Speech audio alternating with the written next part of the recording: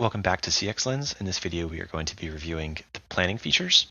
So here in the planning tab in this project, I am seeing a table of all of my checklists.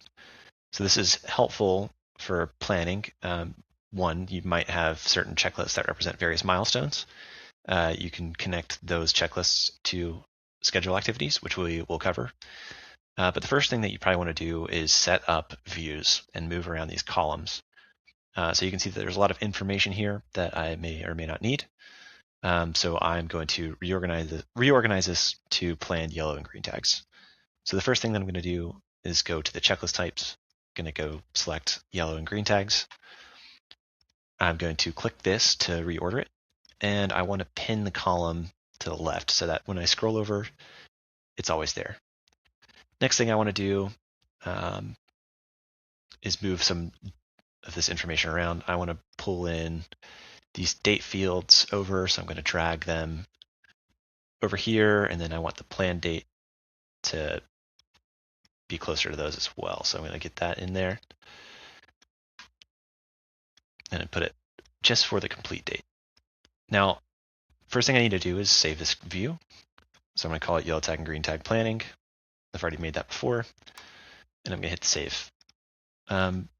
So this is a lot of information all at once. So now I want to group it by equipment type. I'm going to go back to this view real fast. Sometimes it might just default you back, so you want to make sure that you click on it again. And then I'm going to regroup it again. Equipment type. Going to update the view. And then I'm going to hide columns that I don't need. So maybe right now I don't need to make a checklist connection or to the schedule. So I'm going to hide these. And I just want to see these date fields. Maybe area served, so I can filter by it. And then remove some of this here. So I'm going to update my view again. Okay, and then the air handling unit, I'm going to click this, it'll expand down. I can see all of my air handling units in the checklist in the order that I like. And let's say that maybe I have a Excel file somewhere, planned dates, or I have, want to copy values in very quickly. You can do that. You can just copy in, and that will save. You can copy from anywhere. And then if you need to, you can also use common functionality like shift clicks or control clicks, and then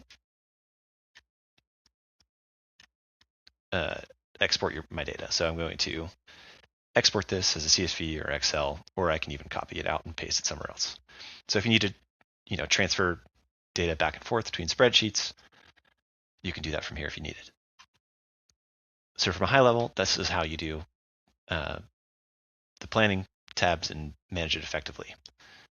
Would suggest creating different views based off of the types of information or questions that you need to answer at any given time. If you find yourself reusing certain filters or groupings very frequently, just make a view of that. That's it. Thanks for watching.